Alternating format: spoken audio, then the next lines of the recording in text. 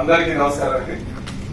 మరి ఈరోజు ఈ సమావేశానికి ముఖ్య అతిథిగా ఇచ్చేసినటువంటి కేంద్ర ఉక్కు శాఖ మంత్రి గౌరవనీయులు కుమారస్వామి గారికి, అలాగే సహాయ మంత్రి అయినటువంటి శ్రీనివాస్ వర్మ గారికి, ప్లాంట్ ఎండీ గారైనటువంటి సక్సేనా గారికి, చీఫ్ సెక్రటరీ గారైనటువంటి సందీప్ గారికి, అలాగే స్థానిక పార్లమెంట్ సభ్యులు శ్రీభారత్ గారికి, అలాగే అనకాపల్లి పార్లమెంట్ సభ్యులు మా రమేష్ గారికి, విజయనగరం పార్లమెంట్ సభ్యులు అప్పలనాయుడు గారికి, BJP floor leader north MLA అయినటువంటి విష్ణుకుమార్ రాజు గారు, అలాగే మాకు చాలా ఆప్తులు ఇష్టమైనటువంటి ఆరోగ్య శాఖ మంత్రులు సత్యకుమార్ యాదవ్ గారికి, అలాగే వేదిక మీద ఉన్నటువంటి పెద్దలకు, వేదిక ముందున్నటువంటి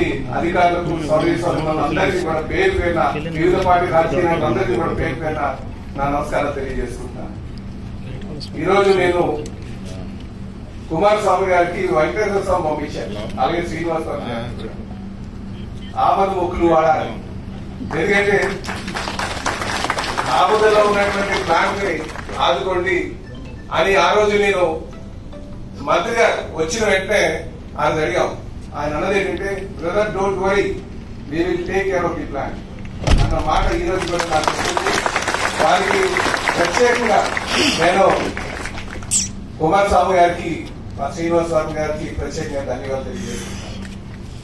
అలాగే నేను నిరాహార దీక్ష స్టార్ట్ చేసిన ఏదైనా సరే మా పార్టీ అధినాయకులైనటువంటి శ్రీ నారా చంద్రబాబు నాయుడు గారు ముఖ్యమంత్రి గారితో నేను సంప్రదించాను, ప్లాన్ కోసం మేము పోరాటం చేద్దామని. వారు వెంటనే నువ్వు ఏ డెసిషన్ తీసుకున్నా పర్లేదు, ప్రజల యొక్క మనోభావం, ఇక్కడ ఉన్నటువంటి ప్రజల యొక్క మనోభావం, ఎంప్లాయీస్ యొక్క మనోభావం, నిర్వాసితుల యొక్క మనోభావాన్ని దృష్టిలో పెట్టుకొని వెళ్ళని చెప్పారు. ఆ రోజు ఆయన ఇచ్చినటువంటి స్ఫూర్తితో మేము ముందుకెళ్ళామని చెప్పి ఈ సందర్భంగా తెలియజేస్తూ, ఈ సభాముఖంగా వారికి నేను ధన్యవాదాలు తెలియజేస్తున్నాను. అలాగే ఈ ప్లాంట్ ని ఏం చేద్దాం, మనం దీని ముందు తీసుకువెళ్ళగలమా లేదా మరి సంప్రదిద్దాం అని మా స్థానికంగా ఉన్నటువంటి అందరూ ఎమ్మెల్యేస్ తో మాట్లాడినటువంటి మా ప్రధాన కార్యదర్శి లోకేష్ బాబు కూడా, ఎందుకంటే ఎవరు అంటే అందరి ఎఫర్ట్ తోనే ఈరోజు ఇక్కడ రాగలిగామని చెప్పడం నా ఉద్దేశం అని చెప్పి ఈ సందర్భంగా తెలియజేస్తున్నాను. నాకు 89లో కూడా 89-90 మధ్యలో కూడా ప్లాంట్ నష్టాల్లో ఉన్నప్పుడు ఆ రోజు పోరాటం కూడా నాకు గుర్తుంది. మేము పోరాటంలో నేరుగా లేకపోయినప్పటికీ కూడా ప్లాంట్ ని ఎలాగో పరిరక్షించాలి. ఎందుకంటే చిన్నప్పటి నుంచి కూడా ఈ ప్లాంట్ ని చూస్తూ ఈ ప్లాంట్ ఎలాగైనా కాపాడుకోవాలి. ఎందుకంటే మిగతా చాలా ప్లాంట్స్ ఉన్నాయి. ఇక్కడ షిప్ యార్డ్ ఉంది, హెచ్పిసిఎల్ ఉంది, బీపీసీఎల్ ఉంది, జింక్ ఫ్యాక్టరీ ఉంది. ఇవన్నిటికీ జోలికి వెళ్ళాం. వెళ్తే స్టీల్ ప్లాంట్ మాత్రమే వెళ్తాం. ఎందుకంటే స్టీల్ ప్లాంట్ అంటే అంత స్పెషల్ అని చెప్పేసి నేను తెలియజేస్తాను. అలాగే ఈరోజు ఒక సమర్థవంతమైనటువంటి ప్లాంట్ నడిపించేటువంటి నాయకత్వం ఉంది సక్సేనా గారు. ప్లాంట్ ఎందుకంటే మా ముఖ్యమంత్రి గారు చెప్పినట్టుగా plant is not a charity. Plant ని నడిపించడానికి చాలా స్ట్రిక్ట్ గా ఉండాలి. ఈ ప్లాంట్ ని ఒక తండ్రిగా వారు నడిపిస్తూ, ఎందుకంటే ఇంతవరకు చాలా మంది ఏమనుకునేవారంటే ఈ ప్లాంట్ నడవదు, ఇక్కడ మిస్మేనేజ్మెంట్ ఉంది, ఇక్కడ ఎంప్లాయీస్ పని చేయాలని ఒక చెడు వార్తను స్ప్రెడ్ చేసేవారు.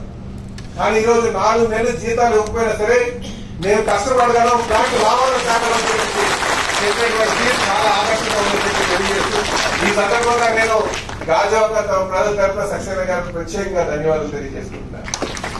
అలాగే సోదరు గారు, మంత్రి గారు మాట్లాడాలి. నాదొక చిన్న రిక్వెస్ట్ ఉంది, అది కేంద్ర మంత్రి గారు నేను అడుగుతున్నాను, అలాగే చీఫ్ సెక్రటరీ గారు కూడా నేను అడుగుతున్నాను. 4 నెలల నుంచి ఎంప్లాయీస్ జీతాలు లేవు, వాళ్ళ బాధలు నాకు తెలుసు, నియోజకవర్గంలో ఉన్నారు కనుక దయచేసి జీతాలని ఇవ్వాల్సిందిగా కోరుతూ నాకు